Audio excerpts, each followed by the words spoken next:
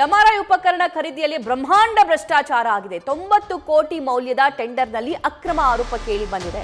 ವೈದ್ಯಕೀಯ ಶಿಕ್ಷಣ ನಿರ್ದೇಶನಾಲಯದ ವಿರುದ್ಧ ಆರೋಪ ಕೇಳಿ ಬಂದಿರೋದು. ಈ ಪೋರ್ಟಲ್ ಬದಲು ಜೆಮ್ ಪೋರ್ಟಲ್ನಲ್ಲಿ ಟೆಂಡರ್ ಕರೆದಿದ್ರು ಅಂತ. ಈ ಬಗ್ಗೆ ತನಿಖೆಗೆ ನಡೆಸುವಂತೆ ರಾಜ್ಯ ಸರ್ಕಾರಕ್ಕೆ ದೂರು ಕೂಡ ಸಲ್ಲಿಕೆಯಾಗಿದೆ.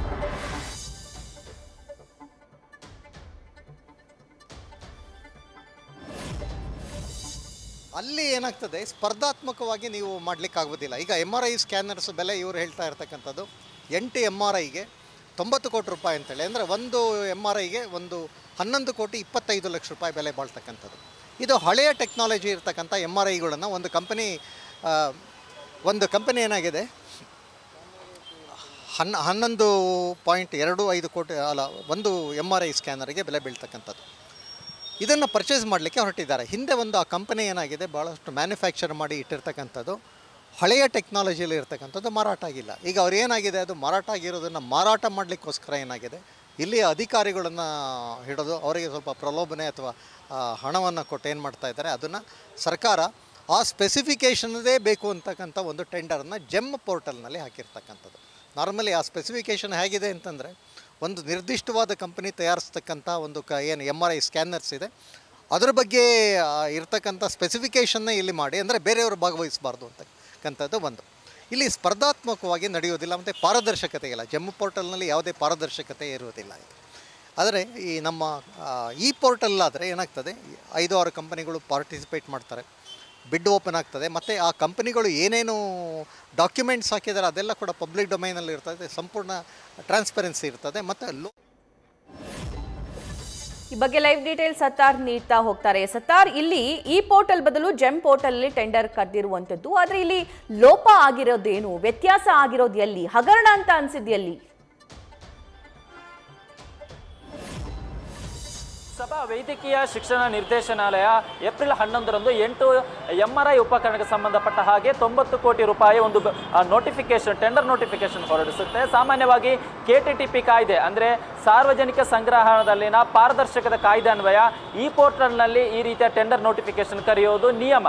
ಬಟ್ ಇಲ್ಲಿ ಈ ಪೋರ್ಟಲ್ ಪದವು ಜೆಮ್ ಪೋರ್ಟಲ್ ಕರೆದಿದ್ದಾರೆ. ಇಲ್ಲಿ ಯಾವ ರೀತಿ ಅಕ್ರಮ ಆಗಿದೆ, ದೂರುದಾರರ ಆರೋಪ ಏನು ಅನ್ನೋದನ್ನು ನೋಡೋದಾದ್ರೆ, ಇಲ್ಲಿ ದೂರುದಾರರು ಆರೋಪ ಮಾಡ್ತಾ ಇರುವಂಥದ್ದು ಈ ಪೋರ್ಟಲ್ನಲ್ಲಿ ಟೆಂಡರ್ ನೋಟಿಫಿಕೇಶನ್ ಕರೆದಂತಹ ಸಂದರ್ಭದಲ್ಲಿ, ಈಗ ಯಾವುದೇ ಒಂದು ಇಲಾಖೆ ಟೆಂಡರ್ ನೋಟಿಫಿಕೇಶನ್ ಕರೆದ ಸಂದರ್ಭದಲ್ಲಿ ಎಷ್ಟು ಕಂಪನಿ ಭಾಗಿಯಾಗಿರುತ್ತೆ ಅಂತ ಅನ್ನೋದನ್ನು ಮೊದಲು ನೋಡುತ್ತೆ.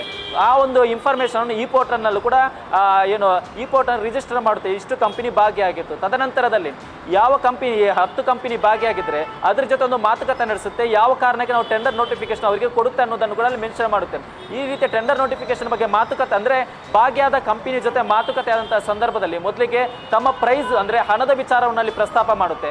ತಮ್ಮ ಇಲಾಖೆ ಹಣದ ಅನುಗುಣವಾಗಿ ಯಾವ ಕಂಪನಿ ಆ ಒಂದು ಸರ್ವಿಸ್ ಕೊಡಲು ಅಥವಾ ಉಪಕರಣವನ್ನು ಸಪ್ಲೈ ಮಾಡಲು ಒಪ್ಪಿಕೊಳ್ಳುತ್ತೆ ಅನ್ನೋದು ನೋಡುತ್ತೆ. ಅದರ ಜೊತೆಗೆ ಒಂದಿಲ್ಲಿ ಹಣವನ್ನು ಯಾವ ಕಂಪನಿ ಒಪ್ಪಿಕೊಳ್ಳುತ್ತೆ ಅನ್ನೋದನ್ನು ನೋಡುತ್ತೆ. ತದನಂತರದಲ್ಲಿ ಟೈಮ್ ಡ್ಯೂರೇಷನ್ ನೋಡುತ್ತೆ. ಅಂದರೆ ನಮಗೆ ಫಾರ್ ಎಕ್ಸಾಂಪಲ್ ಮೇ ಒಳಗಡೆ ಉಪಕರಣ ಬೇಕು ಅಂದರೆ ಮೇ ಅಲ್ಲಿ ಯಾರು ಆ ಒಂದು ಉಪಕರಣ ಕೊಡಲು ಯೋಗ್ಯರು ಅಂದರೆ ಸಬಲರು ಅನ್ನೋದನ್ನು ನೋಡುತ್ತೆ. ಅದರ ಜೊತೆಗೆ ಆ ಟೆಂಡರ್ ಇದರಲ್ಲಿ ಭಾಗಿಯಾದಂತಹ ಕಂಪನಿನೇ ಅದರ ಹಿನ್ನೆಲೆಯನ್ನು ನೋಡುತ್ತೆ. ಈ ಹಿಂದೆ ಮಾಡಿದಂಥ ಟೆಂಡರ್ ಅಲ್ಲಿ ಯಾವ ರೀತಿಯಾಗಿ ಏನಾದರೂ ಲೋಪ ಆಗಿತ್ತಾ ಎಲ್ಲವನ್ನೂ ಕೂಡ ಕ್ಲಾರಿಫೈ ಮಾಡಿ ಎಲ್ಲವೂ ಕೂಡ ತಮ್ಮ ಅಂದರೆ ಹಣದ ವಿಚಾರದಲ್ಲಿ ತಮ್ಮ ಇಲಾಖೆಗೆ ಒಪ್ಪಿಗೆ ಆದಂತಹ ಕಂಪನಿ, ಆ ಟೈಮ್ ಪೀರಿಯಡ್ನಲ್ಲಿ ಕೊಡಲು ಒಪ್ಪಿಗೆ ಆದಂತಹ ಕಂಪನಿ, ಹಿಂದೆ ಯಾವುದೇ ರೀತಿಯ ಲೋಪ ಮಾಡಿದಂತಹ ಕಂಪನಿಯನ್ನು ಅಂತಿಮವಾಗಿ ಸೆಲೆಕ್ಟ್ ಮಾಡುತ್ತೆ. ಇದು ನಿಯಮ.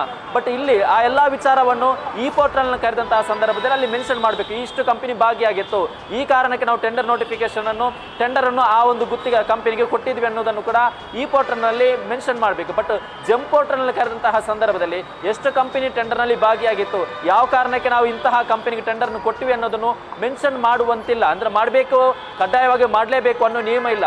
ಈ ರೀತಿ ಮಾಡುವುದರಿಂದ ಇಲ್ಲಿ ತಮಗೆ ಬೇಕಾದಂತಹ ಕಂಪನಿಗೆ ಟೆಂಡರ್ ಕೊಟ್ಟು ಈ ಮೂಲಕ ತಮಗೆ ಬೇಕಾದವರಿಗೆ ಟೆಂಡರ್ ಕೊಟ್ಟು ಆ ಮೂಲಕ ಹಣದ ಭ್ರಷ್ಟಾಚಾರ ಆಗಿದೆ ಅನ್ನೋ ಆರೋಪವನ್ನು ಇದೀಗ ಆರ್ಟಿಐ ಕಾರ್ಯಕರ್ತರು ಮಾಡಿರುವಂಥದ್ದು. ಇದೇ ಕಾರಣಕ್ಕೆ CM ಸಿದ್ದರಾಮಯ್ಯ ವೈದ್ಯಕೀಯ ಶಿಕ್ಷಣ ಸಚಿವರಿಗೂ ಕೂಡ ಒಂದು ಪತ್ರವನ್ನು ಬರೆದಿದ್ದಾರೆ. ಬಟ್ ಈ ಬಗ್ಗೆ ನಾವು ವೈದ್ಯಕೀಯ ಶಿಕ್ಷಣ ಸಚಿವರನ್ನು ಈ ಬಗ್ಗೆ ಮಾತನಾಡ್ತಂಥ ಸಂದರ್ಭದಲ್ಲಿ ಅವರು ಯಾವುದೇ ರೀತಿಯ ಟೆಂಡರ್ನಲ್ಲಿ ಲೋಪ ಆಗಿಲ್ಲ, ಆ ರೀತಿ ಏನಾದರೂ ಆಗಿದ್ದರೆ ಒಂದು ವೇಳೆ ಏನಾದರೂ ಲೋಪ ಆಗಿದ್ರೆ ಈ ಬಗ್ಗೆ ಪರಿಶೀಲನೆ ಮಾಡ್ತೀವಿ ಅನ್ನೋ ಮಾಹಿತಿಯನ್ನು ಕೊಟ್ಟಿರುವಂಥದ್ದು. ಸಭಾ, ಥ್ಯಾಂಕ್ ಯು ಸತ್ತಾರ್.